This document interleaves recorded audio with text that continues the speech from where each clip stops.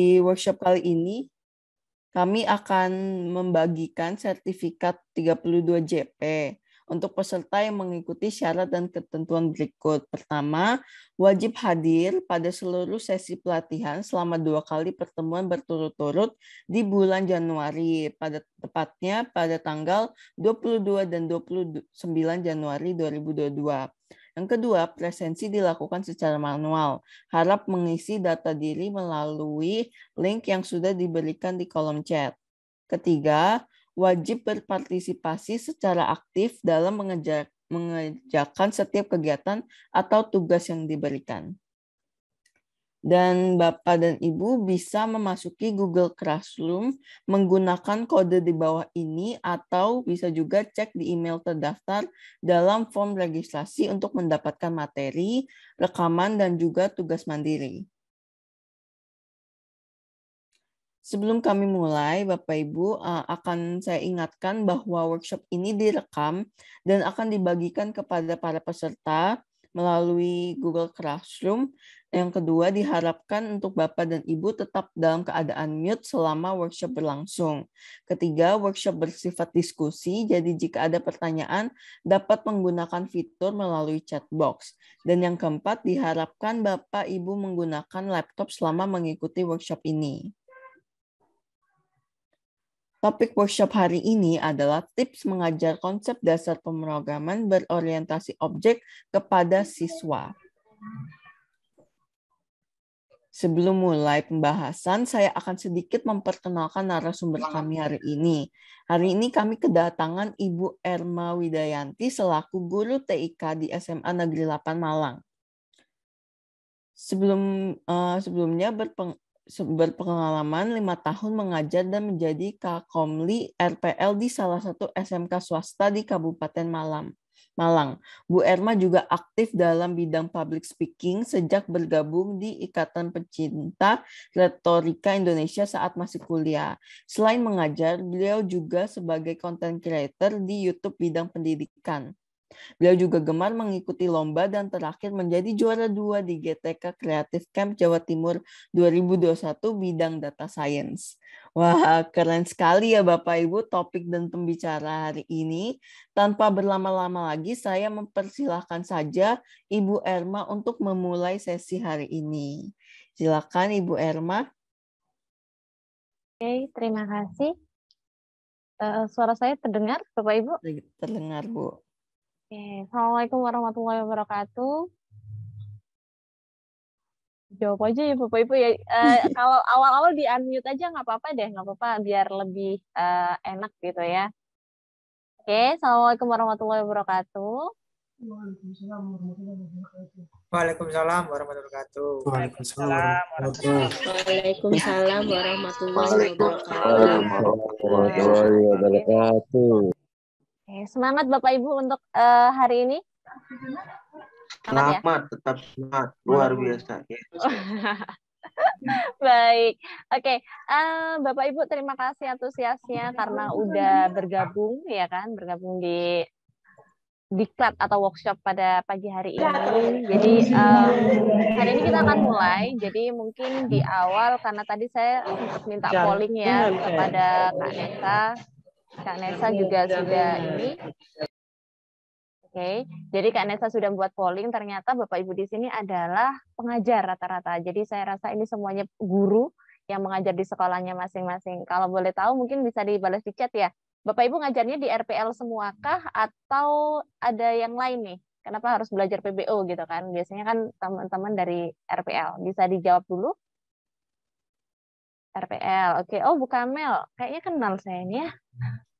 Oke, yang lainnya mungkin. Oh, mengajar bahasa, baiklah Ibu. Terus ada lagi nih, informatika SMA. Oke, selanjutnya ada yang TIK. Ada lagi mungkin yang bisa sharing nih. Oke, TIK SMP. Wow, banyak yang TIK ya. Keren loh Bapak Ibu. Prakarya, Bu Agustini, Pak Farhan TIK. Baik, jadi ternyata, bahasa bimbel. Baik. Beragam sekali ya. Saya jadi heran ini, kalau misalnya Bapak Ibu yang bahasa atau guru agama dan menerapkan multimedia. Oke, akan mengajar informatika SMA karena lulus P3K, Masya Allah. Ya, selamat untuk Bapak Ibu yang lolos dan akan mengajar gitu ya.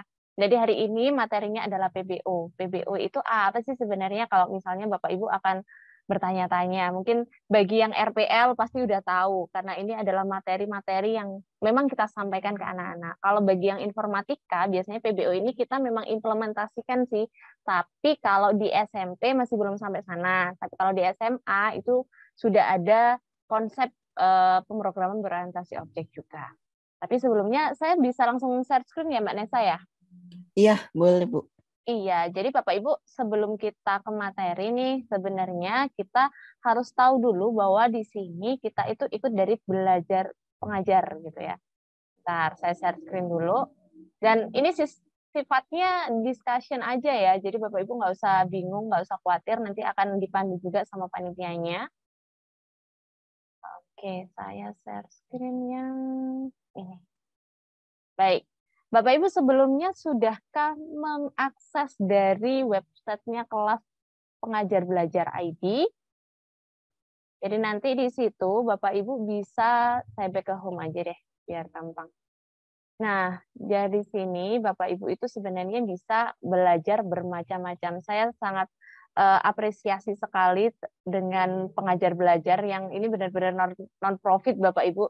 Beliau-beliau ini membuat materi dengan sangat luar biasa, mengemasnya sangat luar biasa sekali. Kemudian di sini Bapak Ibu juga bisa memilih materi-materi, terutama yang TIK ya. Yang TIK kan banyak banget kan, banyak banget materi-materi TIK yang harus kita sampaikan. Kalau misalnya di TIK itu ada pemrograman macam-macam. Kemudian yang di RPL juga bisa, karena dari kelas 1 sampai kelas 3 kita pasti tahu terkait materi pemrograman yang ada di sini semuanya. Kalau yang lain nih, multimedia atau yang lain bisa juga, tapi mungkin concern-nya berbeda. Nanti mungkin concern-nya akan lebih ke materi saya yang kedua terkait bagaimana sih kita menyampaikan pembelajaran pemrograman ke anak-anak. Kayak gitu ya. Nah, di sini kita pilih yang pemrograman berorientasi objek. Nah, seperti ini. Kemudian di sini Bapak Ibu itu bisa mengunduh ringkasan. Apalagi Bapak Ibu di sini guru ya, silakan diunduh. Di situ ada silabus Bapak Ibu. Silabus yang sudah ditata rapi oleh pihak kurikulum dari kelas pengajar belajar ini. Yang saya kemarin sudah sempat lihat, sempat review, kita sambil lihat dengan kurikulumnya yang ada. Bapak Ibu kalau menyusun, istilahnya menyusun silabus untuk RPP Bapak Ibu pengajar itu sangat terbantu dengan ini. Ya mungkin bisa dimodifikasi, disesuaikan dengan sekolahnya masing-masing, tapi nanti Bapak Ibu bisa punya gambaran, aku mau ngajar apa sih selama di sini, kayak gitu. Kemudian kalau mulai belajar, Bapak Ibu nanti akan masuk di materi-materinya. Nah ini, jadi dari pengenalan. Hari ini saya akan coba untuk jelasin sedikit nih materi tentang pengenalan, padahal materinya itu sudah bisa diunduh materi sebenarnya Bapak Ibu. Jadi kelas pengajar belajar ini telah menyiapkan semua bahan ajar, bukan bahan ajar ya, lebih tepatnya semua materi yang harus Bapak Ibu lakukan itu sudah lengkap. Jadi Bapak Ibu bisa ada aktivitas asik ya, asik gitu, ayo pemanasan, handout dan juga slide-nya. Nah, yang kali ini saya akan tampilkan berikutnya itu slide terkait PBO dulu. Nanti kalau saya kecepatan atau apa, kita ada sesi tanya jawab. Jadi Bapak Ibu nggak usah khawatir. Nanti setelah saya menjelaskan, mungkin nanti kita ada sesi tanya jawab. Terus kemudian di materi kedua nanti untuk penyampaian atau tips pengajarannya juga ada sesi tanya jawab. Dan juga ada kita diskusi atau sharing di akhir ya, Mbak Nesa ya. Nanti jadi kita lebih fleksibel bagaimana hari ini Bapak Ibu 2 jam, memberikan waktunya 2 jam, tapi bermanfaat untuk pembelajaran Bapak Ibu nanti ketika Bapak Ibu ngajar di sekolahnya masing-masing. Kayak gitu. Amin. Ya, jadi selanjutnya nih, Bapak Ibu bisa download semuanya ini bisa di-download, Bapak Ibu tenang aja, sudah bisa di-download, dipelajari masing-masing. Nanti sebenarnya kalau kita mau belajar secara detail ya, Bapak Ibu bisa ikuti alurnya yang ada di sini, petunjuknya apa, silakan download, kemudian langkahnya apa, ada brainstormingnya, ada apa yang harus dijelaskan, dilakukan, semuanya lengkap di websitenya kelas pengajar belajar.id. Jadi nggak usah khawatir, nanti akan dibimbing. Nah, kemudian saya stop share screen di sini. Saya akan mulai menjelaskan yang PBO dulu ya Bapak Ibu. Bagi yang Bapak Ibu belum tahu nih apa itu PBO. Kayak tadi kan ada gitu ya. Nah, PBO ini.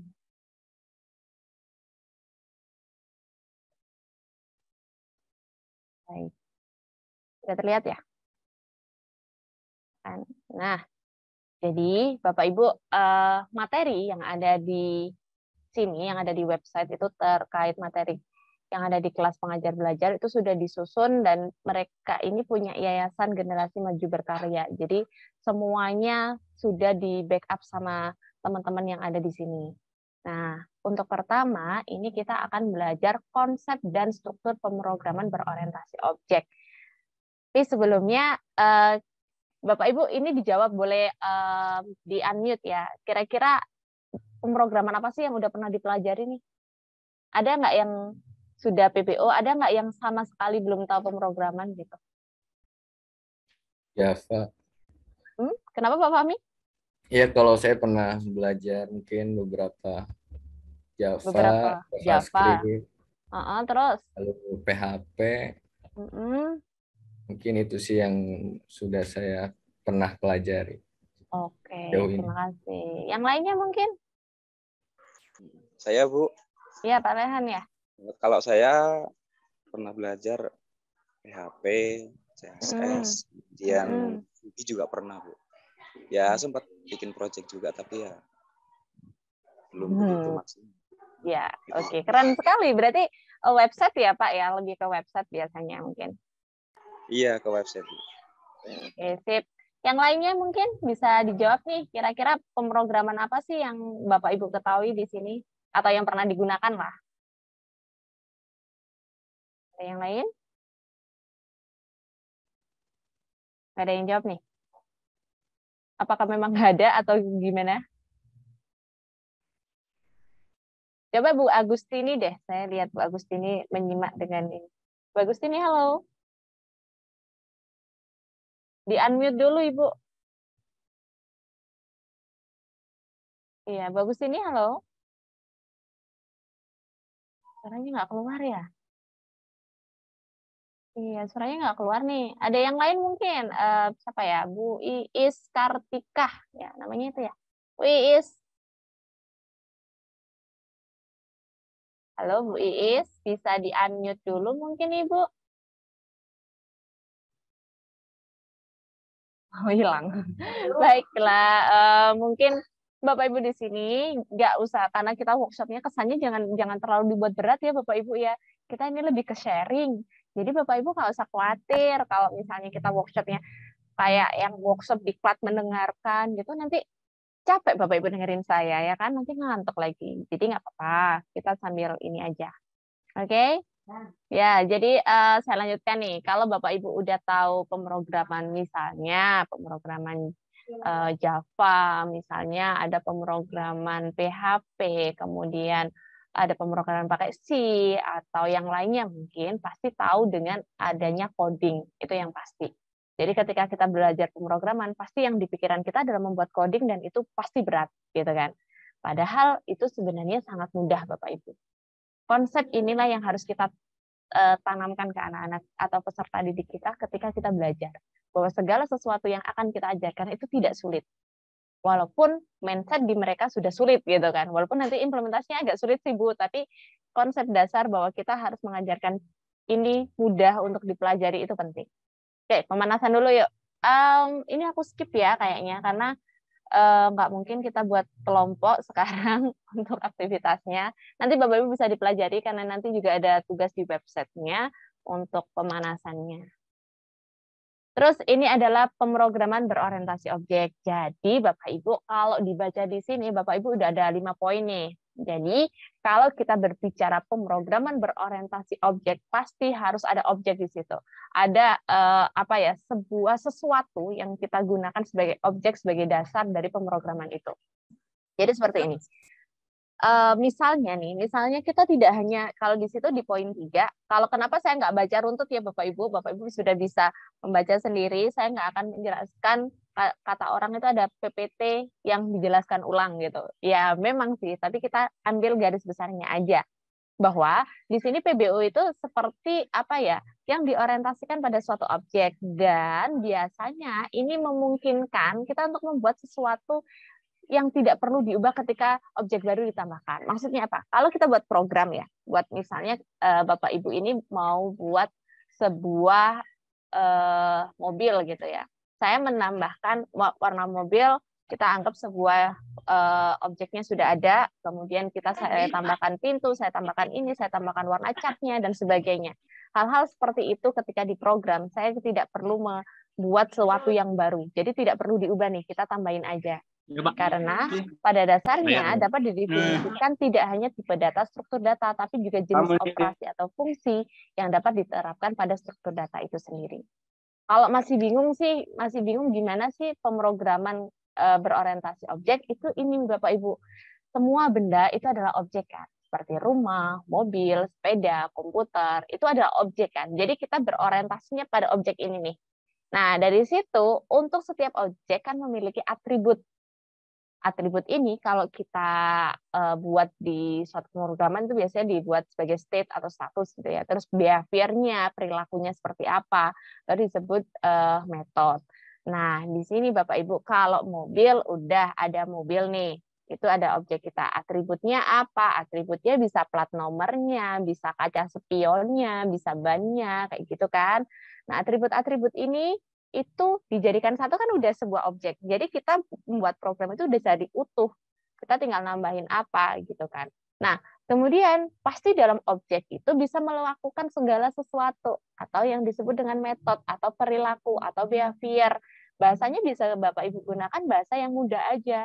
Yang anak-anak misalnya nih saya lagi di Jakarta ikut teman-teman pengajar belajar, mungkin bahasa saya bahasa yang memang kita pakai behavior kayak gitu-gitu kan. Tetapi ketika saya di Malang, saya lebih suka menggunakan apa yang bisa kita lakukan. Jadi tindakan kamu apa, perilaku kamu apa. Bahasanya bisa seperti itu.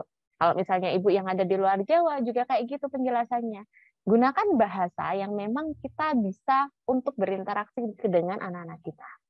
Nah, bisa jadi ini bisa disebut dengan metode atau operasi. Itu kalau dari konsep PBO itu sendiri. Selanjutnya nih, kalau misalnya contoh objeknya mobil, atributnya itu tadi udah jelasin ya, ukuran mesin, jumlah pintu, terus metodenya bisa berhenti, ngerem, kumpulan data atribut atau state berlaku pada data tersebut. Jadi, semua ini dapat didefinisikan sebagai paket. Mobil kan paketnya utuh, Ibu ya. Paketnya utuh nih Bapak Ibu. Namanya paket, kalau kita dapat paket satu kardus, kita beli apa gitu, satu kardus, misalnya beli antena lah. Antena ada A, B, C, D yang harus kita rakit. Nah, itu harus paket dong. Maka berorientasi objek ini berdasarkan package namanya kalau kita buat codingnya. Jadi lebih ke paket itu sendiri. Nah, kalau prosedurnya nih, prosedurnya itu lebih ke, kan ada kelas atau objek itu tadi, kemudian disebut dengan berfungsi untuk satu, menerima, memproses, mengirim, menyimpan, dan memanipulasi. Konsep ini sebenarnya tidak hanya berada di PBO. Konsep ini berada di semua pemrograman itu ada, Bapak Ibu, ya. Jadi semua pemrograman itu ada, kita mau yang apapun, pasti dia akan ada input, ada proses, dan juga output. Walaupun ngajarnya apapun, pasti ada 3 hal ini, dan prosedurnya itu sama. Nah, tetapi perbedaannya ketika kita belajar tentang pemrograman berorientasi objek, mau tidak mau kita harus tahu terkait hal-hal berikut. Ini agak panjang karena PBO itu adalah sesuatu pemrograman yang kompleks menurut saya daripada kita belajar pemrograman dasar atau website gitu ya. Kalau di website memang lebih ke UI UX mungkin seperti itu. Jadi kompleksitasnya itu PBO ini lebih luar biasa. Nah, di situ nanti ada kelas, ada objek, terus ada metode, ada atribut yang sudah saya jelasin tadi. Bukan saya jelasin sih sebenarnya, lebih saya sudah kenalkan tadi. Kemudian di situ ada konsep inheritance, ya kan? Kemudian ada enkapsulasi, abstraksi, polymorphism. Jadi hal-hal ini bagaimana kita membuat skrip untuk diturunkan. Bagaimana kita membuat skrip untuk dikapsulkan, dienkapsulasi, kayak gitu. Nah, Kalau Bapak Ibu ini yang baru mengajar PBO atau ingin mengajar PBO, Bapak Ibu nggak usah khawatir. Ikuti aja materi-materi yang ada di kelas pengajar belajar ini dari 1 per poin, kayak gitu. Nah, dari situ nggak perlu Bapak Ibu khawatir dengan apa itu inheritance terlebih dahulu. Konsep dasarnya PBO hanya berada di kelas, objek, metode, dan atribut. Udah selesai dari situ, baru pengembangannya bisa ke inheritance, enkapsulasi, abstraksi, dan juga polymorphism. Implementasi codingnya seperti apa sudah dijelaskan di websitenya. Jadi semua materinya soalnya itu gratis dan bisa diakses siapapun kan ya. Jadi Bapak Ibu tenang aja, bisa dipelajari pelan-pelan. Oke, selanjutnya nih, istilah umumnya. Nah, ini bisa dipelajari juga sih. Kalau objek, yaitu entitas yang memiliki data atau metode. Atribut, pemrograman berorientasi objek, ada variabel yang dimiliki setiap kelas. Atributnya apa? Tadi udah dijelasin ya. Kemudian metode, fungsi, prosedur yang dibuat dalam suatu kelas. Terus kelas atau kerangka tadi atau package yang di awal tadi ya, kerangka, definisi kerangkanya. Kemudian abstraksi, pemodelan masalah yang kompleks ya kan. Inheritance itu subclass, superclass ini lebih, kalau saya ngajar inheritance itu saya selalu bilang ini adalah keturunan gitu. Biasanya saya ngomongnya gitu Bapak Ibu. Jadi setiap manusia pasti punya keturunan kan. Ada ibu punya anak, anak punya anak lagi jadi cucu nih ya kan. Jadi nenek. Nah, seperti itu. Ketika manusia itu bisa mempunyai keturunan di pemrograman berorientasi objek ini, kita juga menerapkan itu inheritance namanya. Bagaimana sebuah orang tua kita punya rumah. Rumah ini buat anak-anaknya. Jadi anak-anaknya ketika tinggal tidak perlu membuat rumah baru. Sepele kan ya? Sesederhana itu. Tetapi bagaimana itu diimplementasikan dalam suatu script program. Nah, kalau enkapsulasi ini pengelompokan. Jadi lebih, kalau saya biasanya konsepnya adalah pengkapsulan. Kalau kita beli obat gitu ya, ada kapsulnya dibuka, isinya kan banyak. Bagaimana kita bisa mengelompokkan sesuatu yang bisa dijadikan satu ini biar lebih mudah. Lebih mudah buat apa? Aksesnya lebih mudah. Kita minum obatnya itu beragam. Misalnya nih punya anak kecilnya itu harus minum obat beberapa macam dan itu harus 1 kali misalnya. Tapi dia nggak bisa, dia harus makan banyak banget Bu. Ditumbuklah dia, dijadikan 1 kapsul, dimakan 1 kali. Lebih mudah kan? Konsepnya PBO juga sama kayak gitu. Nah, selanjutnya nih ada polymorphism. Mengungkap banyak hal dengan cara yang sama. Jadi lebih ke bagaimana kita membuat sesuatu. Jadi kalau di script programnya ini, oke, kita bisa pakai ininya nih. Kita pakai ini. Jadi beberapa hal kita aksesnya dengan cara yang sama, dengan akses yang sama, lebih tepatnya kayak gitu ya. Itu akan diajarkan di istilah-istilah yang ada di PBO. Sehingga ketika orang belajar PBO, ketika orang belajar Java, maka dia akan membuat program itu sekompleks mungkin, tetapi apa yang kita tampilkan itu sangat sederhana. Terlihat sedikit skripnya, tapi itu fungsinya banyak ya gitu. Istilahnya kayak gitu deh. Ya, kalau bedanya PBO sama terstruktur ya. Jadi kalau ada pemrograman terstruktur, bagi Bapak Ibu yang udah tahu nih, itu ada pemrograman terstruktur. Jadi di situ berbeda dengan apa yang disebut PBO atau pemrograman berorientasi objek. Nah, ini adalah program terstruktur. Jadi dia itu urutan langkah-langkahnya jelas. Biasanya tahu gini di mana ya? Di pemrograman dasar ya. Walaupun sebenarnya kalau kita pakai yang if-ifan logis sistematis kayak gini, itu nggak hanya di pemrograman dasar, di yang lainnya juga ada sih gitu. Konsepnya kayak gini. Jadi terstruktur itu kan disusun menggunakan logika-logika sederhana. Tapi kalau di PBO itu menekankan pada sebuah data daripada prosedur gitu. Terus kalau misalnya di struktur itu tergantung ya algoritma yang efisien, efektif, sederhana, memuat teknis pemecahan masalah yang logis, sistematis, sudah sampai situ aja.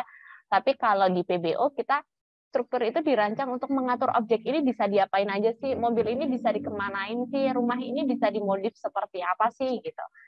Program ini mau dikembangkan kayak apa gitu, dan bersifatnya bisa juga dia bersifat private. Dan data baru dan fungsi dapat ditambahkan dengan mudah gitu. Jadi kalau kita mau menambah, kita nggak usah ngoprek semuanya. Contoh nih, aku pakai pemrograman terstruktur, aku buat program kalkulator. selesai di situ ternyata aku pengen kalkulator ini adalah kalkulator yang misalnya dibuat matematika nih, ada lognya, ada persentase, apa-apa gitu ya. Aku harus merubah program dong, ya kan? Kalau kita pakai pemrograman dasar harus merubah program. Sedangkan kalau kita di PBO itu nggak perlu merubah program, kita hanya menambahkan aja nih dan bisa diakses. Nah, sederhananya seperti itu. Oke, keuntungannya ini adalah lebih mudah merepresentasikan sesuatu yang ada di dunia nyata. Kemudian enkapsulasi, abstraksi data tidak dapat diakses oleh orang lain, sebenarnya lebih ke tingkat kerumitan ya biasanya. Kemudian reusability, jadi mudah digunakan. Program yang dibuat itu nggak sia-sia gitu teman-teman. Jadi kalau Bapak Ibu di sini udah buat program, kalau udah pakai BPO nih, biasanya di apa ya? Dimodifikasinya itu enak, dan juga program yang lama ini bisa kita hubungkan lagi, jadi kita nggak boros di script gitu. Kemudian skalabilitas dan ekstensibilitas dengan menggunakan konsep ini mudah dalam mengembangkan program, itu udah aku jelasin tadi ya. Kemudian kolaborasi dalam pengerjaan kelompok, jadi biasanya lebih ke gini nih, kalau misalnya PBO biasanya saya selalu pakai konsep discussion. Jadi bagaimana anak-anak itu dikasih part masing-masing untuk membuat skripnya, kalau itu digabungin gitu. Jadi kalau pemrograman dasar kan biasanya kita kasih satu project sama semua, ada yang kerja ada yang enggak gitu. Tapi kalau PBO ini kita bisa lebih ke pengerjaan secara berkelompok gitu sih. Oke, ini sebenarnya ini aktivitas Bapak Ibu ya, bisa kan? Gimana kira-kira? Nggak perlu deh, nanti dulu aja deh. Oh iya Bapak Ibu, ini yang paling penting di sini Anda diperbolehkan berbagi, beradaptasi, jadi menyalin, menyebarluaskan kayak gitu, mengubah ini. Pemberi lisensi tidak dapat mencabut ketentuan di atas sepanjang ketentuan lisensi. Jadi Bapak Ibu tenang aja, ini benar-benar non komersial. Gitu. Oke, untuk yang satu ini stop dulu deh, biar nggak lama-lama dengerin aku, kalian nanti bosan. Oke, gitu Mbak Nesa. Oke deh, jadi kami ini akan memberikan waktu nih untuk 1 atau 2 Bapak dan Ibu yang ingin bertanya. Jadi bisa langsung chat di kolom chat, ataupun juga bisa langsung on mic ya Bapak Ibu. Apakah mungkin Bapak Ibu memiliki pertanyaan nih buat Bu Erma tentang konsep struktur PBO? Bisa langsung on mic atau mungkin mau kolom chat juga tidak apa-apa Ibu, Bapak Ibu. Baik, mohon izin bertanya Bu Erma. Oke, silakan Bapak. Izin tahu ini Bu, ada berapa banyak sih bahasa pemrograman yang identik digunakan untuk membuat pemrograman berorientasi objek Bu? Bisa dijelaskan kemudian yang paling ideal atau yang mungkin paling populer itu bahasa pemrograman apa Bu? Terima kasih. Baik, terima kasih. Langsung dijawab atau di note dulu Mbak Nesa? Bisa langsung dijawab aja Bu. Dijawab aja. Baiklah, kita diskusi aja ya, benar-benar. Sebenarnya kalau kita PBO ini kan lebih, kalau saya ditanya banyak banget ya Pak ya, kalau kita konsepnya PBO. Sekarang kita pakai Python pun bisa, tapi memang PBO itu identik dengan Java Pak. Mau nggak mau, kenapa kita juga mungkin di pengajar belajar ini kita dikasih aplikasinya NetBeans gitu ya, Java gitu. Dan karena saya sendiri kalau PBO implementasinya lebih mudah itu pakai Java. Pakai Java itu paling apa ya, paling sering digunakan. Karena apa? Di Java ini kita bisa menggunakan apa ya, membuat aplikasi-aplikasi itu banyak banget variannya, apalagi identiknya dengan mobile kayak gitu.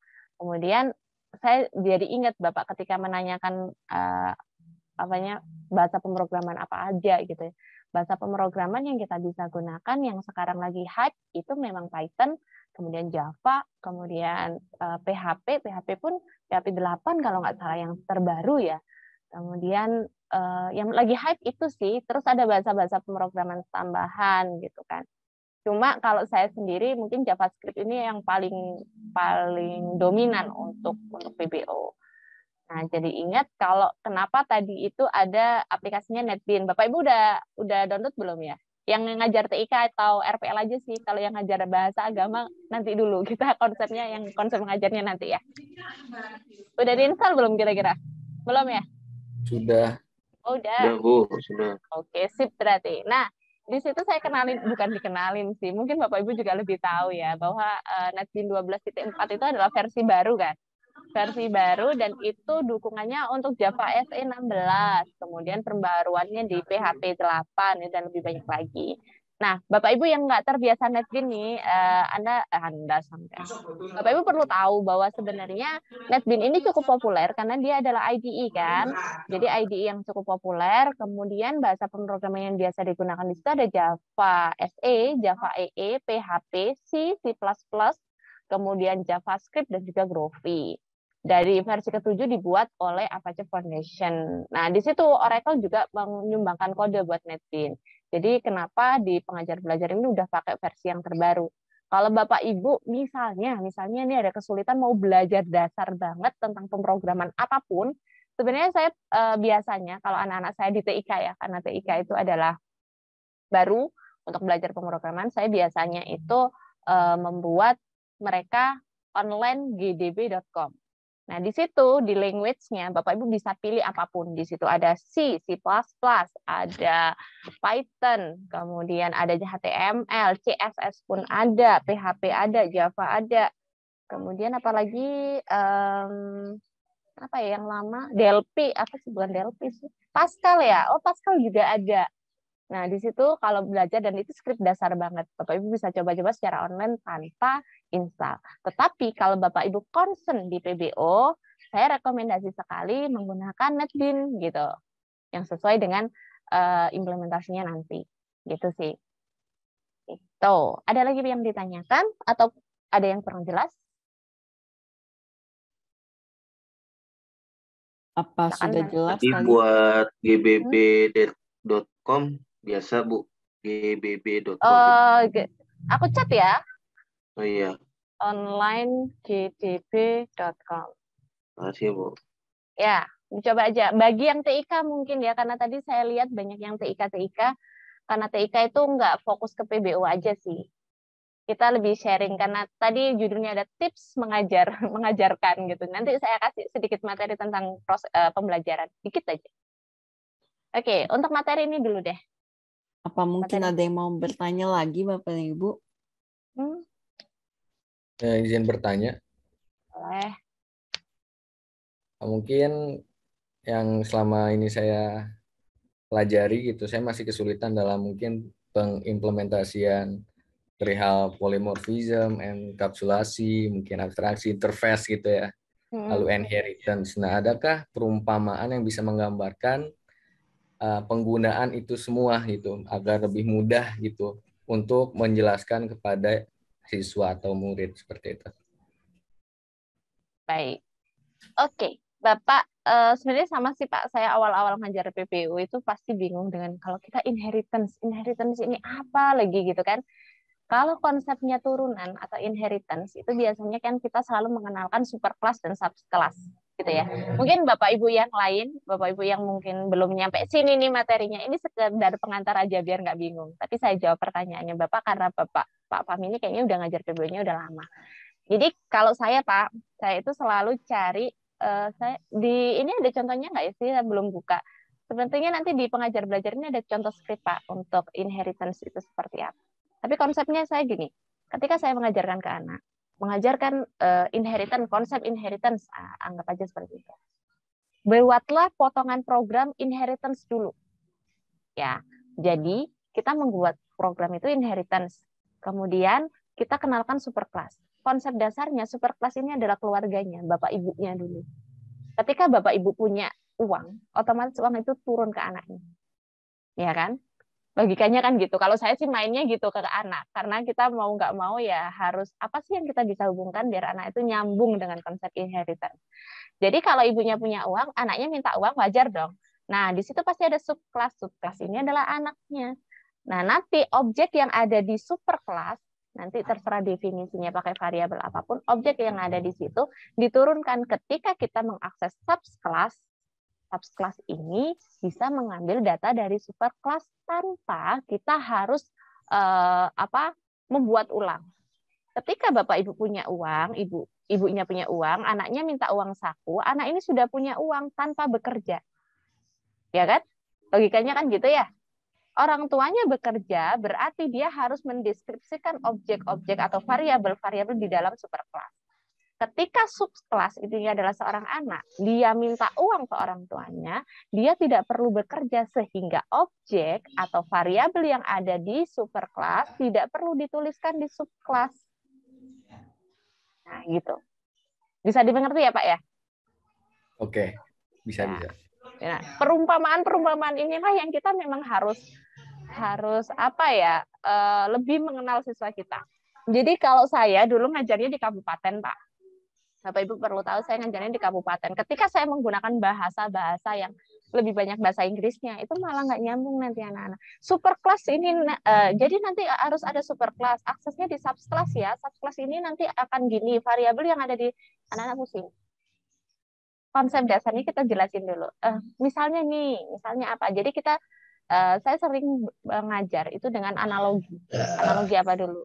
Yang sudah diterima anak-anak udah, oh gitu. Nah, sekarang uang itu diperlukan variabel A tadi. Variabel atau atribut bla bla bla bla yang ada di superclass. Di bawah kok nggak ada, tapi kok bisa akses kan? Di print out-nya bisa akses nih superclass-nya. Karena apa? Karena itu superclass punya ibumu. Ibumu punya sepeda motor, kamu bisa pinjam. Padahal kamu nggak beli. Kamu bisa pakai kan? Nah, logika-logika kayak gitu sih.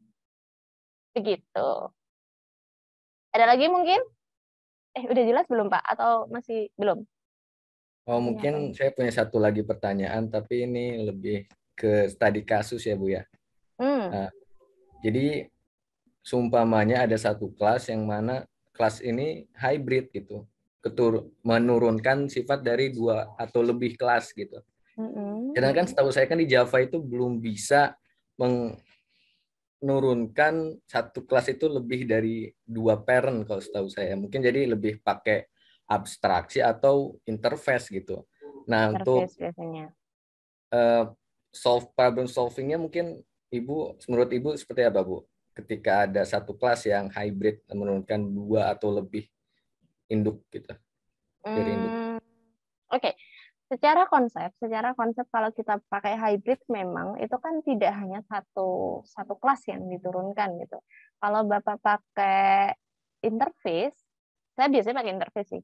Saya biasanya kalau sekarang saya jarang coding Bapak Ibu, ini jujur aja karena saya di SMA ya, nggak ngajar BPU. Kalau dulu saya selalu hybrid ini konsepsinya itu saya jelaskan ke anak-anak. Tetapi memang ketika kita di Java kan nggak bisa diimplementasikan secara langsung.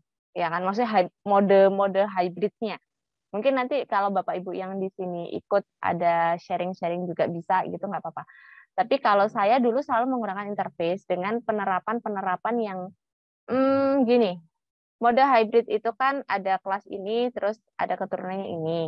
Gimana ya jelasnya kalau nggak ada programnya? Pokoknya gini, intinya dari konsep-konsep hybrid itu kita turunkan ke pakai interface seperti yang Bapak implementasikan tadi. Dasarnya, dasarnya Bapak Ibu harus kalau dari saya adalah membuat variabel yang sama biasanya dari kelas ini digabungkan dalam satu parent lagi baru diturunkan. Memang itu tidak solusi seperti teori, tetapi paling tidak anak-anak itu tahu. Oh, kelas ini punya variabel yang sama. Tetapi implementasi di Java saya biasanya memang belum sampai ke sana, Pak. Belum sampai ke mode hybridnya. Atau mungkin saya yang kurang atau di sini ada yang lebih, mungkin bisa dibantu jawab ya. Tapi kalau saya pribadi lebih ke dasar konsep hybrid ini akan saya jelaskan terpisah. Jadi secara teoritis saya akan jelaskan ke anak-anak, baru nanti untuk implementasi coding yang bisa saya lakukan adalah dengan menerapkan interface itu sendiri. Pakai abstraksi juga bisa, benar kata Bapak. Itu sih, Pak. Oke, terima kasih, Bu. Oke, mungkin ini kita akan menjawab yang terakhir ya, Bu. Ini ada dari Ibu Villa di kolom chat. Saat tadi pada materi istilah-istilah umum dalam PBO, pada poin pertama yaitu objek, terdapat kata data dan metode. Jika metode merupakan behavior atau perilaku, lantas data itu apa? Apakah atribut? Jika ya, mengapa ditulisnya data? Terima kasih. Iya, Ibu. Jadi sebentar nih, saya cek data yang mana ya? Mana data? Pemrosesan data maksudnya. Oke, konsepnya lebih ke gini. Konsepnya PBO itu kalau kita lihat ya, konsepnya PBO itu lebih ke kelas, objek, metode, atribut ya. Kelas kerangkanya, ya kan? Kita punya kerangka. Kemudian objeknya itu apa? Objek itu apa? Atribut ini bisa data benar. Jadi kayak saya suatu objek manusia gitu. Kerangkanya kerangka manusia. Saya objek manusia. Atribut saya menggunakan jilbab. Data kan? Ya kan? Saya istilahnya identik atributnya bisa label ya perempuan. Saya mempunyai 5 jari. Saya mempunyai, nah itu kan data kita. Itu atribut. Kemudian saya berjalan, itu adalah metode atau behavior atau perilaku kita. Saya makan, saya lagi lari, nah kayak gitu. Konsepnya di situ. Kalau PBO kita mengenal 4 konsep ini, harus tahu dasarnya. Ada kelas, kemudian objek, atribut, dan juga metode. Nah, data di sini, oke, saya setuju dengan Ibu, itu adalah atributnya. Begitu. Jelas ya, Ibu ya? Oke. Apakah jelas, Ibu Vila? Oke. Jelas ya. Oke, mungkin sekarang kita bisa lanjut aja ya Bu Erma ke sesi berikutnya. Ke materi berikutnya. Baik. Mungkin ini lebih ke Bapak Ibu yang lainnya yang mau belajar terkait ini pemrograman, pembelajaran. Nah, ini saya slide itu bisakah? Nah, slide dulu.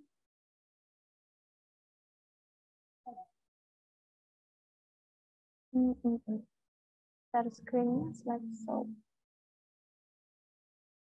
Nggak mau tapi. Saya. Kelihatan nggak Bapak Ibu? Kelihatan nggak? Sudah. Oke.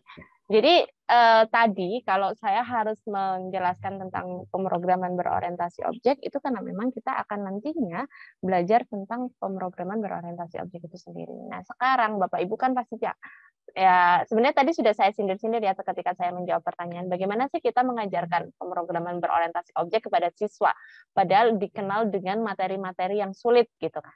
Nah jadi dasarnya Bapak Ibu kita harus tahu tujuan dari pembelajaran atau konsep dari pembelajaran itu sendiri. Sebenarnya konsepnya apa sih? Ketika kita mengajarkan segala sesuatu, Bapak Ibu mungkin ada yang bahasa, ada yang agama, ada yang apa tadi yang multimedia, TIK atau apapun itu. Setiap anak ketika belajar, mereka hanya ingin nilai dari kita. Sederhana kan ya? Mungkin ini terlihat kaku ya, atau saya menilai kok underestimate banget sih ketika menilai anak-anak hanya butuh nilai. Tetapi ini sebagian besar memang seperti itu Bapak Ibu. Walaupun implementasinya seorang guru harus mengajarkan materinya tersampaikan dan itu bisa digunakan. Tetapi apakah kita bisa menjanjikan materi yang kita sampaikan ke anak-anak itu memang digunakan untuk mereka setelah mereka lulus? Nah, seperti itu. Padahal dasarnya mereka menggunakan ini atau materi ini sebagai dasar mereka dapat nilai dan mereka lulus. Oke. Ketika tujuannya itu, kita akan tahu, oh anak-anak ini butuhnya adalah materi ini sampai di mana dia bisa bermanfaat atau enggak. Plusnya, Bapak Ibu itu harus menerapkan konsep di mana pembelajaran Bapak Ibu harus bermanfaat bagi mereka. Bermanfaat di sini untuk menaikkan nilai mereka, untuk kehidupan mereka nantinya, atau seperti apa. Jadi, ketika kita sudah mencari, kita belajar, kita mengajarkan, kita uji mereka, pada dasarnya kita hanya membutuhkan sertifikat bahwa mereka lulus, bahwa mereka menggunakan ini. Gitu kan? Itu konsep pembelajaran. Kalau kita tahu siswa kita minat dengan materi kita, pasti dia akan istilahnya excited gitu ya untuk mengikuti pembelajaran kita. Tetapi kalau Bapak Ibu di awal sudah mengenalkan PBO, kita belajar materinya adalah PBO, jadi antara gini dan mindset tujuan dari pembelajaran tidak disampaikan dengan baik, anak-anak akan mundur. Karena menurut saya di depan ketika kita mengajar perlu adanya brainstorming ya. Kalau di pengajar belajar biasanya menggunakan istilah brainstorming. Bagaimana anak-anak itu harus mau. Otomatis kita harus tahu ketika saya mengajarkan ini, Rek, tujuannya buat apa? Ketika saya mengajarkan ini, teman-teman, ini tujuannya buat apa? Anak-anak, saya ngajar ini, kalian nanti bisa ini, bisa ini, bisa ini. Ditunjukkan di depan. Itu yang pertama. Kemudian yang kedua, pasti kita harus mengetahui paradigma belajar abad 21. Karena ini guru rata-rata ya, hampir 90% yang ngisi tadi adalah guru. Gitu kan, kita harus mendedikasikan semuanya untuk satu, kemampuan siswa untuk berpikir kritis, mampu menghubungkan ilmu dengan dunia nyata, menguasai teknologi informasi komunikasi, dan juga berkolaborasi. Konsep paradigma abad 21 ini ditekankan pada generasi-generasi anak didik kita yang sekarang. Kalau Bapak Ibu bilang pemrograman berorientasi objek gini, dan itu klasikal banget, dan itu misalnya monoton, dan itu misalnya kita cuma mengenalkan skrip, saya rasa pembelajaran kita nggak akan disenangi untuk anak-anak. Kenapa? Karena siswa sekarang itu lebih identik apa sih? Cuek dengan segala sesuatu yang tidak dia sukai. Ya kan? Terus kita harus tahu tadi bagaimana kita bisa memberikan analogi-analogi ketika kita mengajarkan sesuatu. Apalagi PBO itu adalah yang rumit menurut saya. Ketika saya ngajar PBO, anak-anak udah apa sih Bu pemrograman? Tapi targetnya ya udah Bu saya ikut soalnya saya biar nilainya bagus, atau ya udah Bu saya nggak tahu sih hasilnya seperti apa, tapi yang jelas nantinya saya harus masuk pelajaran Bapak Ibu karena kewajiban. Nah, ini membuat motivasi kelas itu menjadi rendah. Nah, kalau kita tahu bagaimana kita bisa memanfaatkan teknologi, bagaimana kita bisa berkolaborasi dengan anak-anak kita sendiri, bagaimana kita bisa memberikan analogi-analogi yang tepat sesuai dengan lingkungan kita buat anak-anak, itu akan menjadikan kita atau materi kita lebih disenangi dan disegani. Dan ini memang paradigma yang diajarkan di abad sekarang, kayak gitu. Nah, selanjutnya nih, ketika pembelajaran PBO dikaitkan dengan dunia nyata. Bapak Ibu perlu tahu sekarang semua aplikasi, semua program itu adalah identik dengan dunia IT. Anggap saja, mungkin bagi anak yang belum tahu sama sekali, ketika saya mengajar di TIK kemarin saya ada bab pemrograman gitu, cuma pemrograman data. Pasti yang saya bilang apa? Kalian punya media sosial pertama. Media sosial dibangun dengan pemrograman, ya kan? Website mungkin kalau kita Facebook atau apa kan. Basisnya dia PHP, basisnya dia Java misalnya, basisnya dia pakai apa namanya bahasa-bahasa pemrograman yang lain untuk pengenalan bahasa pemrogramannya. Terus kemudian kalian sudah ke Indomaret, kalian sudah ke Alfamart, di situ ada program kan Rek ya. Saya mohon maaf saya menggunakan kata Rek karena biasanya saya di Malang itu biasanya kalian buat program kan Rek ya. Di situ kalian tidak perlu menghitung, cukup di barcode selesai. Itu pemrogramannya desktop. Kita pakai bahasa apa? Kita bisa pakai bahasa C kalau hanya membuat seperti itu. Oh, sekarang itu absen tinggal finger loh ya. Atau absen tinggal klik di handphone loh ya. Nah, kita bisa pakai mobile dan itu bisa menggunakan dengan Java. Pakai PBO juga bisa. Kayak gitu. Jadi bayangan-bayangan itu harus diimplementasikan di dunia nyata itu kayak apa sih? Implementasi pembelajaran itu kayak apa? Nah, dan setiap kali pembelajaran usahakan memberikan contoh yang related gitu ya, maksudnya yang nyata buat anak-anak itu kayak apa sih. Baru nanti kita bisa masuk pelan-pelan. Nah, tapi sebelum buat seperti itu, kalian harus tahu dulu apa itu variabel. Kalian harus tahu dulu bisa nyekrip untuk kalkulator sederhana. Yuk kita bantu. Gini loh cara buat kalkulator. Selesai. Oh, gini berarti sistem kasir itu kayak gini ya. Kalau kasir di Indomaret kalian dapat diskon nggak biasanya? Dapat diskonnya berapa persen? Beli berapa? Kalau di Alfamart dapat diskon kayak gitu. Yuk kita coba di program. Jadi pembelajaran PBO juga gitu. Kayak tadi aku bilang, kalau misalnya kita mau enkapsulasi, pengkapsulan, pengelompokan data-data ini dikelompokkan jadi satu kan ya. Kalau misalnya kalian belanja kantong plastiknya antara kantong makanan sama deterjen pasti beda kan. Nah, enkapsulasi konsepnya juga kayak gitu. Ayo dikelompokkan nih, ini kebutuhannya apa? Programnya ini, oh skripnya yang ini itu satu kelompok. Nah, nanti kita jadiin satu. Tapi untuk enkapsulasi ada kata kuncinya apa? Nah, kayak gitu kan? Interface ada kata kuncinya apa? Inheritance ada kata kuncinya apa? Itu anggap aja kantongnya tadi. Terus selanjutnya nih. Nah, lebih ditekankan kepada barang-barang di sekitar mereka. Jadi kalau konsepnya PBO nih, konsepnya PBO ada yang berangkat sekolah pakai motor. Nah, pakai motor apa? Terus kalian di rumah di kamar nih ya, nggak usah jauh-jauh, di kamar itu kalian punya apa aja? Ada buku kah, ada ini kah, ada komputer, kemudian ada meja, ada lampu. Nah, mana ini yang bisa kita gunakan atau kita manfaatkan sebagai bahan objek untuk mereka belajar. Jadi kalau misalnya saya di kelas, di lab gitu ya, udah komputer ini objeknya, dia bisa apa? Oke, kalau kalian tadi berangkat pakai motor, ya udah motor kalian itu mereknya apa? Itu atribut loh ya. Atributnya, oh berarti plat nomor saya gini. Iya, pasti atribut itu kan yang membedakan antara objek satu dengan yang lain. Misalnya 2 orang nih, si Nana sama si Ria, sama-sama pakai motor. Satunya pakai Honda, satunya pakai Yamaha. Udah, dia objek yang sama, atributnya beda nih. Atribut satu Yamaha, mereknya. Loh Bu, satunya nih si Doni bilang, saya kan juga punya Yamaha Bu, punya apa? Motor saya juga Yamaha, misalnya kayak gitu kan. Oke, kalau sama-sama Yamaha, warna motornya beda nggak? Oh beda Bu, punya dia biru, punya saya merah. Misalkan. Udah. Terus ada lagi loh, Bu, saya juga punya Yamaha warnanya merah. Berarti kan sama. Beda lagi. Plat nomornya sama nggak? Nggak sama pastinya. Nah, pasti ada atribut yang bisa membedakan antara objek satu dengan objek yang lain. Dan usahakan itu adalah hal-hal di sekitar mereka. Biar apa? Biar mereka nyambung. Gitu. Terus, bebaskan mereka untuk mencari informasi. Maksudnya gini, kita biasanya kalau kita pakai Bapak Ibu guru ya, yang udah sering ngajar mungkin tahu discovery learning ya. Bagaimana penerapan discovery learning itu diterapkan biar anak mencari informasi sebanyak mungkin. Baru nanti kita akan kumpulkan, terus kemudian kita juga akan menyuruh mereka presentasi, terus ada verifikasi, kemudian kita evaluasi. Nah, di discovery learning ini juga bisa diterapkan di PBO. Walaupun PBO biasanya kalau kita pembelajaran itu lebih ke PJBL atau project based learning ataupun problem based learning. Tetapi kalau di sini bebaskan aja mereka, walaupun project tetap bebaskan mereka mencari informasi. Dalam artian apa? Mereka bisa membandingkan skrip A dengan skrip B. Mereka bisa membandingkan konsep inheritance dengan konsep polymorphism. Mereka bisa membandingkan, satunya dikasih tugas nih, inheritance di web A seperti ini, di web B seperti ini, di blok A seperti ini. Bagaimana kita bisa mengambil dari solusi yang terbaik dari semuanya.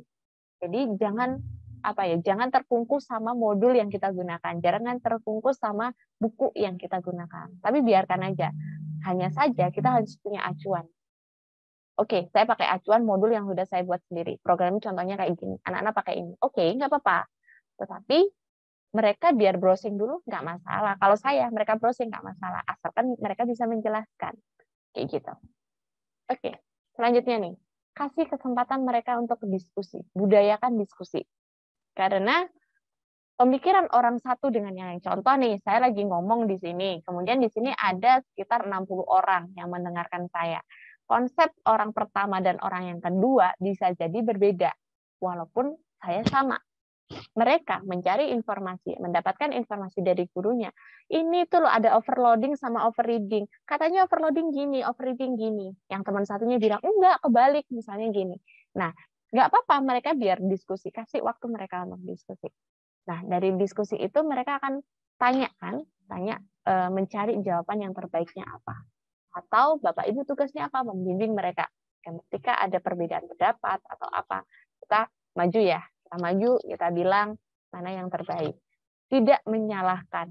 Diskusi itu bukan untuk mencari kesalahan satu dengan yang lain, tetapi diskusi adalah kita bisa tahu. Jadi Bapak Ibu harus berpikir seperti ini. Misalnya nih ada 2 pendapat yang berbeda. Konsepnya overloading sama overreading misalnya. Anggap atau gini aja nih tadi yang hybrid gitu. Ini hybrid ini nggak bisa diterapkan gitu. Di Java itu belum bisa mengcover ini. Oke, kalau belum bisa mengcover, solusinya A, B, C. Terus teman satunya, aku nggak setuju seperti ini. Bapak Ibu, itu kalau kita di program, itu kan kita bisa mencari bug ya. Apa maksudnya?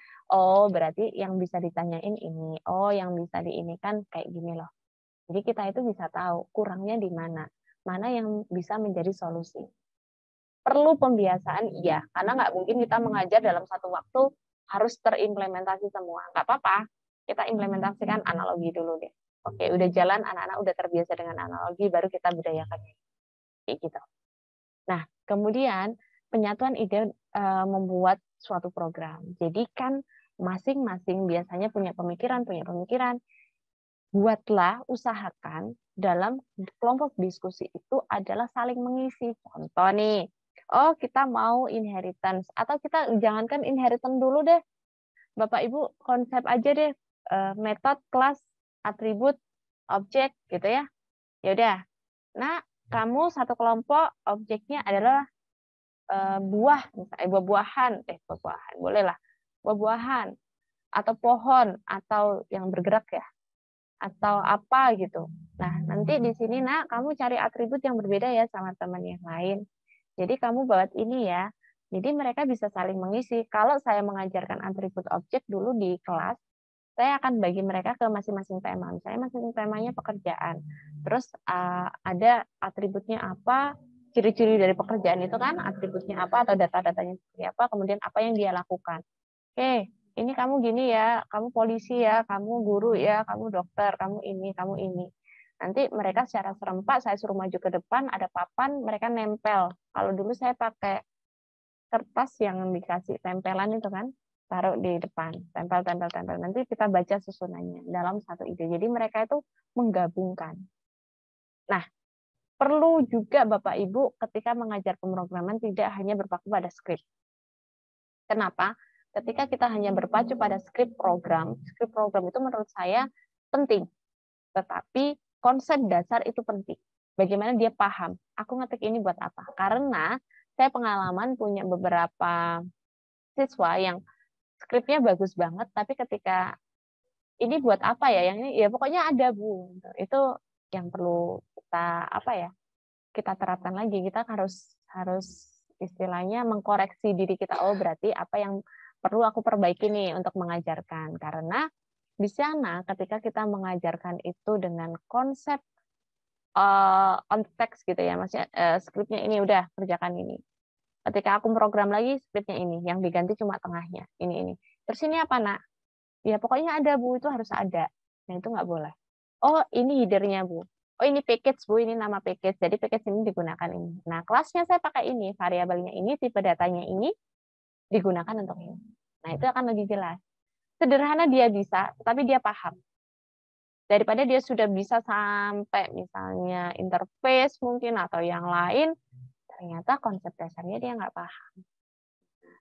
Jadi pembelajaran awal-awal atau KD-KD di awal itu memang sangat menunjang bagaimana kita bisa melanjutkan. Kalau mereka udah paham, gampang Bapak Ibu, interface gini ya, analoginya kayak gini, konsep dasarnya gini, contoh skripnya kayak gini. Sekarang kamu buat, mereka bisa jalan. Gitu. Oke, itu aja mungkin materinya yang gitu Kak Nesa. Wah. Oke deh, sekarang apakah Bapak dan Ibu mungkin memiliki pertanyaan nih tentang tips mengajar konsep dasar PBO kepada siswa? Bisa langsung di on mic atau enggak bisa juga di kolom chat ya. Gimana nih Bapak Ibu? Seperti yang tadi sudah Ibu jelaskan bahwasannya dalam pemrograman sebenarnya yang paling terpenting itu kan pemahaman atas konsepnya ya, konsep dasarnya terutama. Nah, akan tetapi yang kejadiannya yang saya alami ketika para siswa mengerjakan proyek, banyak yang tidak pede dengan kemampuannya sehingga yang dia buat adalah copy paste dari temannya yang sudah jalan programnya. Akhirnya ketika ujian, program atau aplikasi yang dibuat itu nggak beda jauh, mungkin hanya beda-beda beberapa field yang diganti gitu. Karena berasalkan dari satu code base yang sama gitu. Nah, maksudnya bagaimana cara supaya si siswa ini percaya diri, pede akan kemampuannya, pemahamannya atas konsep dasarnya, yang mana kan konsep dasar ini kan ya diterapkan dalam coding gitu. Jadi pede dengan codingnya. Yang mana memang pada awal-awal coding kita pasti bikin code itu yang nggak bagus-bagus gitu kan ya. Tapi yang penting pede dan percaya diri atas kemampuan sendiri. Baik. Ini langsung dijawab kah, Vanessa? Iya, boleh langsung dijawab, Bu Herma. Ya, jadi gimana sih kita pede? Saya sendiri, Pak, waktu awal-awal juga saya nggak pede dengan hasil karya saya gitu. Jadi bagaimana saya bisa menjelaskan ketika saya nggak tahu? Apalagi tuntutan UKK atau tuntutan ujian praktek atau tuntutan ketika kita di sekolah, itu kan anak-anak praktek hasil programnya harus jadi gitu. Padahal kita belum mengukur nih anak-anak kita gimana, apakah mereka semua bisa atau mereka semua hanya mengikuti tapi nggak ngerti gitu. Kalau saya biasanya membuat konsep itu ketika pembelajaran harus tema yang berbeda, nggak boleh sama, sehingga nanti hasil programnya minimal lah sedikit berbeda, walaupun ketika programnya perpustakaan nih sama peminjaman, maksud saya peminjaman nih sama programnya apotik, ternyata ada yang buka toko online. Nah, toko online sama apotik hampir sama nih jualan. Terus yang peminjaman buku sama peminjaman alat dan bahan di Sarpras, alat-alat di Sarpras kan juga sama nih konsep peminjamannya. Tapi biasanya kalau saya itu mereka harus sebelum buat coding harus membuat resume ya, rangkuman terkait apa yang ingin mereka buat. Dan mereka harus bisa menjelaskan itu dulu. Masalah coding, nah ini kan memang susah-susah gampang ya Pak. Kalau apalagi PBO ini kan agak di dalamnya itu banyak varian gitu yang harus kita sampaikan dan harus dikuasai anak-anak. Jadi ketika implementasi programnya udah jadi di copy sama temennya, biasanya kalau konsep dasarnya kalau temanya berbeda itu hanya bagian atas sama bawah mungkin ya cuma header-headernya yang bisa di-copy, sedangkan inti dari program itu dia harus menggunakan sendiri. Pede nggak pede itu tergantung dari kita juga sih sebenarnya sebagai guru ya. Bagaimana kita menyampaikan itu, bagaimana kita contoh sederhana ketika mungkin Pak Fahmi bisa dijawab, ketika anak-anak presentasi atau menampilkan itu per individu langsung ke guru atau di depan teman sekelas atau gimana biasanya? Kalau saya per kelompok presentasi di depan kelas. Oke. Per kelompok presentasi di depan kelas. Nah, berarti menurut saya biasanya anak-anak itu kalau seperti itu kan lebih ke ini ya, anak-anak itu lebih cari temennya untuk kelompokan yang homogen, yang pintar-pintar, yang ini. Jadi ada kalanya kita perlu cari tim expert. Kalau misalnya Bapak Ibu tahu pembelajaran Jigsaw ya, memang itu nggak digunakan, nggak diimplementasikan sekarang karena lebih ke PBL, PJBL, Discovery, pokoknya inquiry kayak gitu-gitu. Tapi di Jigsaw itu kan ada kita mempunyai tim expert. Bapak Ibu cuma sudah memilah teman-teman yang memang bisa dalam satu kelas berapa orang. Jadikan mereka itu ketua kelompoknya. Otomatis dari situ siswa akan dikelompokkan dengan kelompok yang heterogen. Ada yang bisa, ada yang nggak bisa. Tingkat kepedeannya akan berbeda nanti Bapak. Jadi ketika presentasi, apalagi presentasi di depan kelas, mereka kan punya rasa aku di depan kelas. Ada kalanya saya itu membuat presentasi di depan kelas memang, tapi ada kalanya saya butuh space untuk mereka presentasi secara individu bersama saya, maksudnya bersama guru sendiri. Karena itu hasilnya memang berbeda kalau memang individu atau per kelompok itu majunya ke kita. Dan di kelompok ini biasanya yang jadi masalah adalah kita nggak tahu siapa yang mengerjakan banyak, siapa yang enggak. Pertanyaan kita sampaikan ke sini bisa jawab apa enggak, itu untuk penilaian. Jadi PD atau tidaknya ketika dia punya salah satu anggota yang misalnya dia expert atau biasanya lebih mengerti, maka tingkat kepedeannya akan meningkat. Yang kedua, ketika anak-anak itu heterogen, ini juga jadi masalah. Apakah nanti yang expert ini bisa mengajarkan ke temannya, ataukah malah dikerjakan sendiri dan temannya nggak tahu. Nah, ada dua itu kan. Masing-masing opsi itu pasti punya kendalanya masing-masing. Dan tapi kalau saya tetap memilih yang heterogen itu di kala-kala tertentu. Tapi nanti saya juga perlu individu buat mereka bisa tahu kayak gitu. Itu sih Pak. Mungkin ada teman. Berarti perlu diadakan sesi 101 ya antara kita dengan kita. Paling tidak ketika memang waktu durasi lebih panjang, tapi lebih sederhana menangkap konsep dan kita bisa tahu anak ini benar-benar bisa atau enggak sih ya kalau saya harus face to face, maksudnya sendiri. Karena beda ketika di depan temannya sama ada kan tipe-tipe siswa kita kan macam-macam ya. Jadi perlu adanya interaksi yang personal. Dalam satu semester 1 kali lah minimal kayak gitu. Ya nggak masalah, yang penting kita bisa tahu, oh anak ini konsep dasarnya sampai mana nih. Oh ini yang bisa. Ini kira-kira bisa ngajarin ke teman apa enggak. Kan kadang kita mau nggak mau saya pernah menemui siswa itu yang dalam tanda kutip egois gitu ya. Pintar tapi nggak mau ngajarin temannya. Ada. Ya ini PR-nya guru gitu. PR-nya guru gimana kita menyampaikan itu. Tapi ada yang juga bilang kan kewajiban kita menyampaikan materi. Materinya udah selesai ya, tergantung anaknya kan. Mau iya apa enggak. Ya kembali lagi ke individu. Bagaimana kita feel-nya untuk mengajar. Apakah hanya untuk menyampaikan materi, menyelesaikan kewajiban kita, ataukah kebermanfaatan itu yang kita ingin. Gitu. Bu, terima kasih banyak Bu atas tanggapannya. Oke, apa mungkin masih ada yang mau bertanya?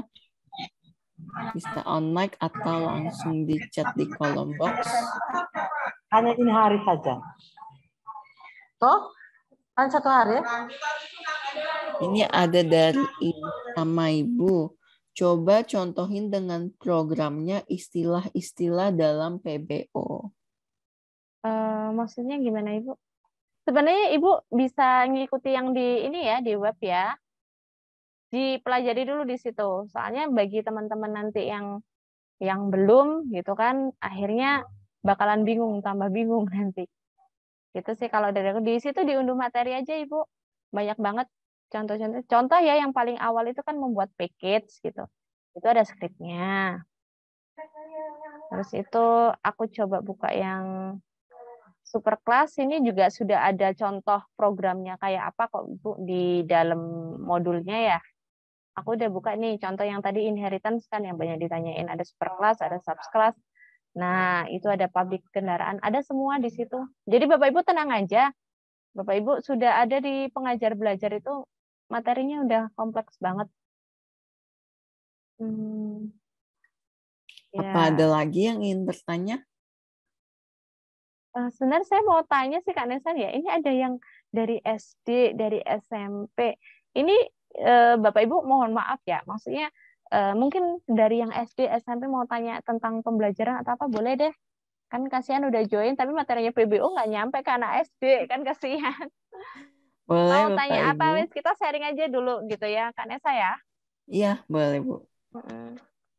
Monggo Bapak Ibu. Mumpung kita lagi dalam satu dalam satu meet. Ini teman-teman ini gabungnya dari info dari mana nih kebanyakan? Instagram kah? Instagramnya pengajar belajar kah? Atau dari mana? Oh, saya Instagram. Bapak Fahmi Instagram. Terus yang lainnya? Ada ini nih. Saya dari Bu Emma.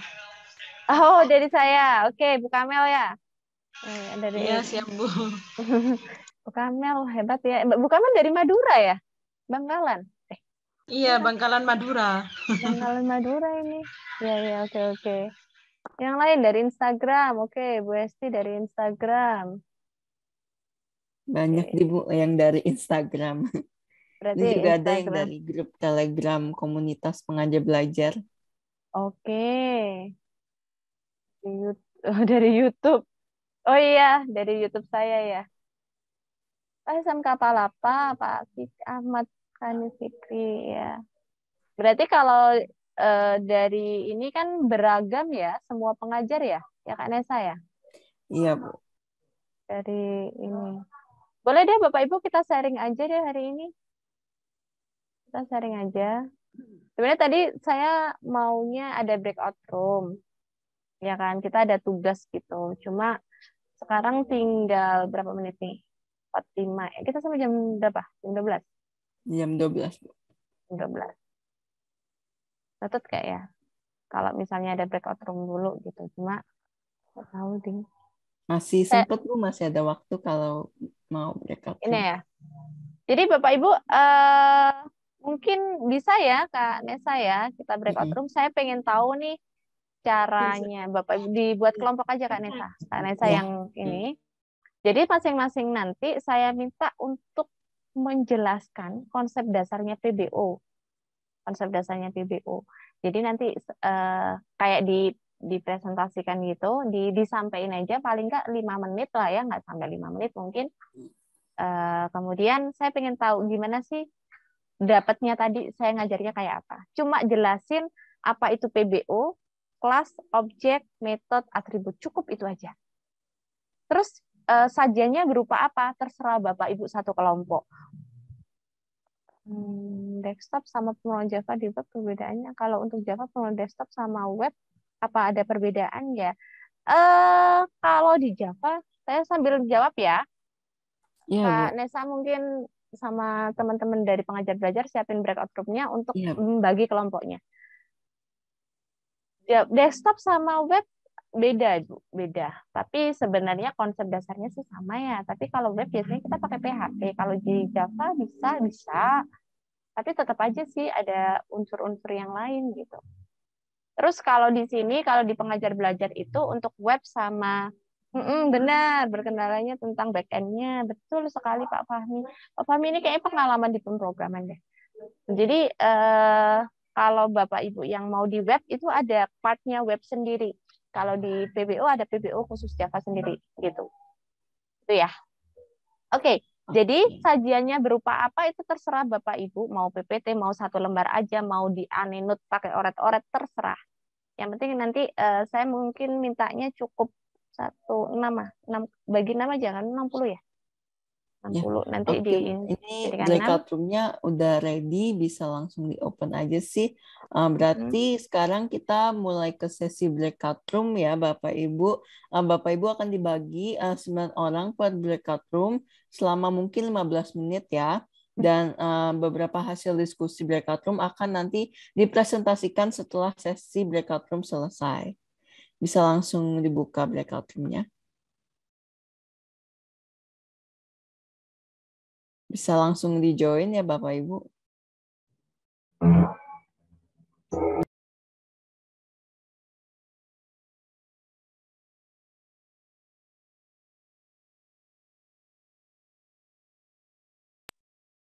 Udah join kah? Ada beberapa yang belum join nih kayaknya. Oke, Bapak Ibu bisa join dulu biar kelihatan nanti implementasinya kayak apa.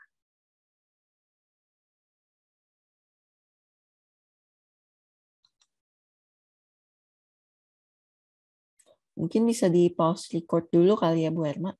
Boleh, boleh.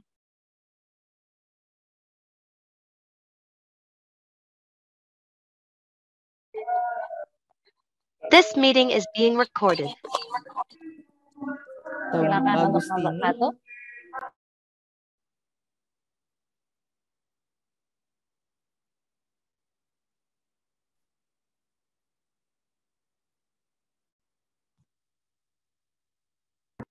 Tidak ada yang mau presentasi. Atau mungkin kita ke room lainnya kali ya. Mungkin ke room 7. Ada Bu Ajeng, Pak Beni, Pak Bram, Bu Kamilia. Siapa nih yang mau presentasi? Apa Bu Saya Kamilia nyoba ya mau Kak Nisa. presentasi? Oh, Bu Kamilia mau presentasi ya? Bismillahirrahmanirrahim. Saya dari kelompok 7 mencoba untuk mempresentasikan yang sudah kita diskusikan. Kurang lebihnya nanti mungkin ditambahi oleh Bu Erma. Bismillahirrahmanirrahim. Begini, dalam PBO kita mengenal konsep objek utama. Yang utama adalah sebuah objek. Objek itu bisa berupa manusia atau benda lainnya. Bisa kursi, bisa handphone, bisa meja, dan lain sebagainya. Nah, objek itu memiliki atribut. Atribut yaitu yang melekat pada objek itu sendiri. Contoh misalkan manusia. Maka atributnya dia memiliki mata, punya nama, punya pekerjaan, punya tanggal lahir, punya tangan, Kalau objek lainnya misalkan handphone, dia punya tipe, nama, itu atributnya.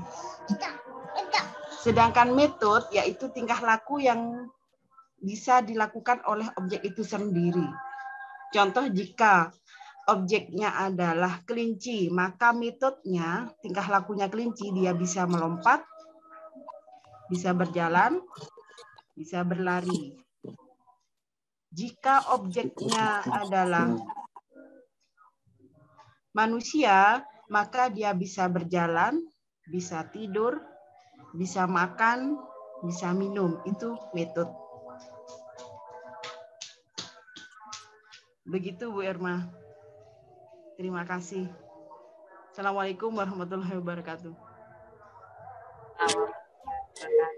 Oke, tepuk tangan dulu dong buat Bu Kamel dan teman-temannya. Lanjut Keren ya, ya Bu Kamil. Oh. Kita lanjut mungkin ya ke mungkin teman dua nih, ada Bapak Ahmad, Bu Dena, ada Pak Fahmi juga. Siapa nih yang mau presentasi? Mungkin Pak Fahmi mau presentasi mengenai diskusi breakout room. Baik, akan saya coba ya. Mungkin sebelumnya boleh minta akses buat share screen ya. Apa sudah bisa share screen, Pak? Bentar, saya coba.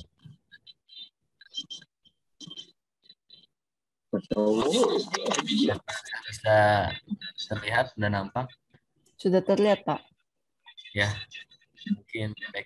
Saya mulai untuk penjelasan singkat saya tentang pemrograman berorientasi objek atau object oriented ya, yang sering kita dengar. Baik, terima kasih sebelumnya atas kesempatannya. Nah, jadi pemrograman berorientasi objek adalah suatu paradigma dalam suatu programming yang mana kita membuat suatu program berdasarkan objek yang dibayangkan atau dianalogikan dalam dunia nyata.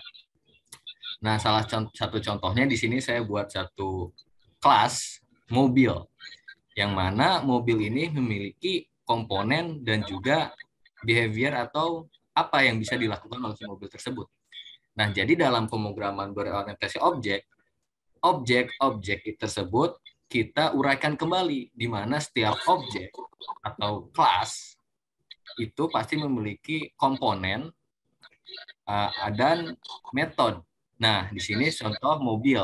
Kita mau buat mobil, objek mobil, yaitu kelas mobil, di mana mobil ini punya komponen apa saja. Pembangun mobil tersebut, umpamanya sasis, bodi, ban. Sebenarnya masih banyak, tapi ini mungkin salah satu contohnya gitu. Nah, lalu si mobil ini bisa apa aja? Apa saja sih yang bisa dilakukan si mobil ini? Si mobil tentu bisa jalan, bisa berhenti, bisa belok, dan lain sebagainya. Nah, mungkin secara kasar seperti ini. Akan tetapi nanti untuk selanjutnya, mungkin kalau kita lihat komponen kayaknya sasis terlalu lebih besar deh. Padahal kan ada komponen yang lebih kecil daripada sasis. Nah, mungkin hal tersebut akan dijelaskan pada penjelasan enkapsulasi atau abstraksi atau inheritance. Mungkin dari saya sih seperti itu. Terima kasih. Oke deh Bu, Pak Fahmi, keren sekali ya. Mungkin kita ke room terakhir kali ya Bu. Ini ada room 4, ada Bu Alfiana, Bu Andi, Pak Ari, Pak Muhammad. Siapa nih yang mau presentasi?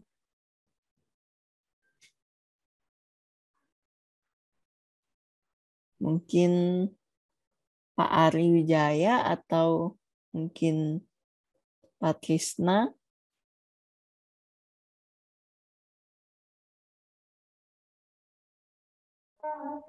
Ini baru 2, yang lainnya gimana Kak?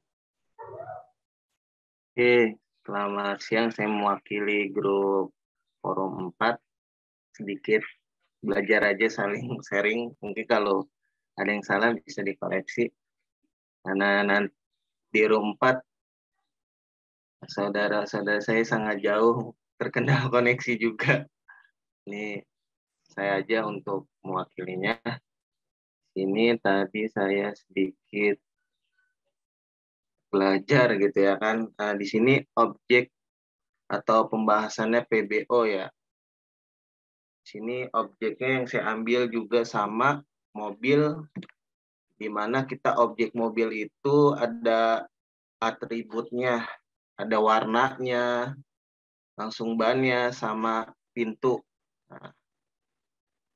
Nah, langsung di sini kalau saya akan membahas interintense tadi ya, atau yang disebut tadi keturunan. Nah, berarti kalau keturunannya sebuah objeknya mobil, berarti sama aja itu komponen yang dibahas di dalam interior tersebut. Bisa begitu kan Bu Erma? Bisa. Bisa. Oke. Paling kalau selebihnya kelas di sini kelas ada kelasnya di sini misalnya ada ayah kucing. Oke, cukup Bu, itu aja dulu Bu. Terima kasih. Gitu ya. Oke. Makasih ya Pak Trisna sudah mau untuk mempresentasikan diskusinya. Mungkin kita masih ada waktu untuk satu grup lagi kali ya Bu. Ini untuk room 5 ada Bu Erta, Pak Dahri, Bu Oktia, Bu Tama Ibu. Siapa nih yang mau presentasi nih dari room 5?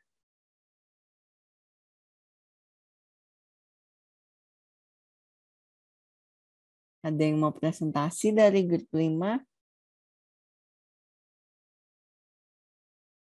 Ada Pak Teddy juga, ada Pak Ujang, Bu Yuli, Pak Yusuf. Siapa nih? Oke, kalau misalnya udah cukup nggak apa-apa sih Kak, karena kita jam 12 harus selesai, udah azan tadi. Teman-teman, gitu ya. Oke deh, keren-keren sekali ya Bu Erma ini Bapak Ibu. Keren. Maksudnya nyampe sih, maksudnya Bapak Ibu di sini mungkin beberapa yang masih bingung terkait apa namanya pembelajarannya atau bagaimana menyampaikannya, itu lebih jelasnya sih Bapak Ibu pasti bisa. Nanti sharing-sharing aja lah kalian di sini kan punya grup WA ya, ada grup WA-nya juga, ada di Telegram atau tanya-tanya di Instagram. Terus tadi yang dari YouTube, dari manapun Bapak Ibu bisa saling komunikasi. Jadi kalau misalnya nantinya mau update, kita buat apa? Karena ini masih pengantar, kalau Bapak Ibu masih bingung itu sangat wajar. Menurut aku kayak gitu. Dan pasti ada beberapa yang TIK masih mikir, ini tadi apa ya? Ini tadi apa? Bapak Ibu, langkah pertama yang harus Bapak Ibu lakukan adalah coba dicek dulu di websitenya Pelajar Belajar. Ikuti dulu yang ada di situ, baru nanti kita bisa update selanjutnya kayak apa. Nanti masalah tugas dan bagaimana Bapak Ibu bisa mendapatkan sertifikat 24 JP-nya, itu nanti akan diinfo sama pihak adminnya. Ada Mbak Nesa, ada Kak Samantha, dan juga Kak Monika ya. Nanti mungkin di sini ada Kak Nesa, fokus nanti sama Kak Nesa akan diinfo apa-apa, kayak gitu. Jadi saya sangat ini sekali sama Bapak Ibu yang sudah join dari tadi untuk mengikuti kegiatan ini, saya luar biasa banget. Dan yang mau presentasi ada Bu Kamel, ada Pak Fahmi, ada Pak Trisna ya tadi yang terakhir ya. Itu keren loh, anaknya bisa jawab. Kelasnya contohnya apa? Kucing Pak. Gitu. Jadi sebenarnya keren pokoknya. Nanti kita update lagi lah biar tugas-tugasnya bisa selesai, biar semuanya dapat sertifikat 32 JP. Gitu sih Kak. Oke, nah mungkin sekarang kita bisa mulai ke sesi Q&A untuk 1 atau 2 pertanyaan mungkin ya Bu. Mungkin untuk Bapak Ibu yang ingin bertanya bisa langsung chat di kolom box, atau enggak bisa langsung on mic, bisa menanya mengenai struktur PBO atau tips mengajar kepada siswa, atau bisa juga bertanya mengenai breakout room tadi. Mungkin ada Bapak Ibu yang ingin bertanya. Kita bisa menjawab 1 atau 2 pertanyaan, Bapak Ibu.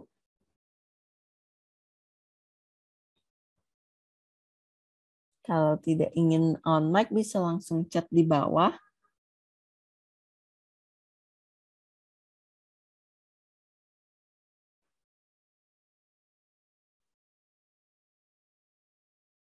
Untuk mendapatkan sertifikat nanti akan saya jelaskan lagi ya Bu di pemberian tahu nanti pas closing. Oke, ini tidak ada yang ingin bertanya. Kalau tidak ada, nanti bisa kalau Bapak dan Ibu masih ada pertanyaan bisa langsung chat saja nanti di WA group, nanti kita sampaikan ke Bu Erma juga. Oke, itu saja. Mungkin sekarang kita foto sesi dulu ya Bapak Ibu. Bisa on cam dulu Bapak Ibu, kita melakukan foto sesi.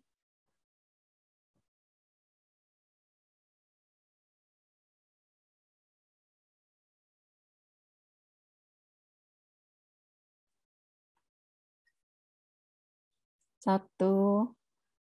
Ini page 1 dulu ya Bapak Ibu. 1, 2, 3.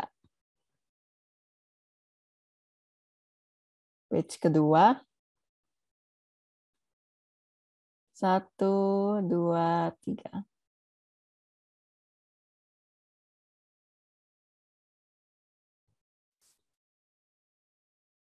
Oke, nah sebelum mengakhiri sesi ini, saya punya sedikit pengumuman nih Bapak Ibu Guru.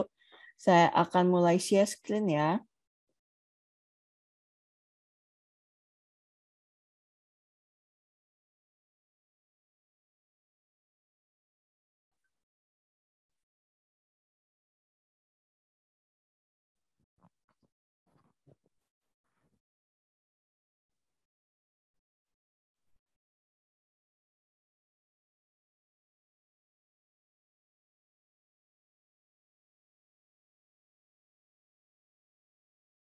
Apa sudah kelihatan? Sudah. Sudah ya. Sudah. Oke, nih bagi peserta yang menginginkan sertifikat 30 JP wajib menyelesaikan tugas berikut. Jadi menyelesaikan latihan ayo pemanasan dari bab 2 sampai 3 kategori pemrograman berorientasi objek di kelas.pengajarbelajar.id. Nah, di sini ada 3 bab, yaitu aturan dan dasar pemrograman berorientasi objek, variabel tipe data operator dan ekspresi, dan juga kelas, atribut, metode, dan juga objek. Bapak Ibu dapat mengumpulkan hasil tugas di Google Classroom, dan cara memasuki Google Classroom bisa menggunakan kode di bawah ini ya Bapak Ibu, dan akhir pengumpulannya di tanggal 5 Februari. Atau juga Bapak Ibu bisa mencek di email terdaftar dalam form registrasi. Saya ulangi lagi ya Bapak Ibu, di workshop kali ini kami akan membagikan sertifikat 32 JP untuk peserta yang mengikuti syarat dan ketentuan berikut. Pertama, wajib hadir pada seluruh sesi pelatihan selama 2 kali pertemuan berturut-turut di bulan Januari 2022. Presensi dilakukan secara manual, harap mengisi data diri melalui link yang sudah ditaruh di kolom chat. Dan yang ketiga, wajib berpartisipasi secara aktif dalam mengerjakan setiap kegiatan ataupun tugas yang diberikan.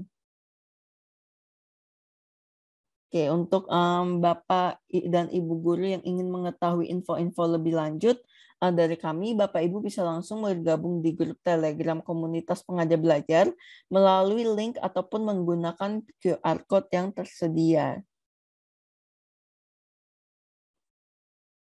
Lalu Bapak Ibu juga bisa follow kami di Facebook page kami karena kami akan sering mengunggah informasi-informasi terkait workshop selanjutnya. Nah, kami juga ada platform belajar untuk ditujukan untuk guru IT nih. Tujuannya adalah untuk mengajar kurikulum terbaru tanpa harus bergantung kepada jaringan internet. Jadi Bapak Ibu bisa langsung ngecek melalui link yang ada di bawah ini. Lalu minggu depan kami juga ada workshop yaitu berlatih creative writing untuk meningkatkan kompetensi dan ekspresi diri. Workshop ini akan berlangsung pada tanggal 26 Januari dan bisa langsung daftar di link yang ada tertera di poster tersebut. Lalu untuk kelanjutan workshop ini kami juga ada membuat aplikasi sederhana dengan paradigma pemrograman berorientasi objek bersama Bapak Yunus Febriansyah, dan bisa daftar langsung di link yang tertera di poster ini. Oke, jadi sebelum menutup acara, saya ingin mengucapkan terima kasih kepada Ibu Erma Widayanti karena sudah meluangkan waktu dan bersedia untuk bekerja sama dengan pengajar belajar. Saya juga sebagai perwakilan pengajar belajar ingin berterima kasih kepada Bapak Ibu Guru yang sudah meluangkan waktu untuk berpartisipasi di workshop hari ini. Jika ada kesalahan dari pihak kami minta maaf, dan sekali lagi terima kasih telah mengikuti workshop pengajar belajar. Sekian workshop hari ini. Sampai jumpa di workshop berikutnya, Bapak Ibu. Terima kasih. Sampai jumpa.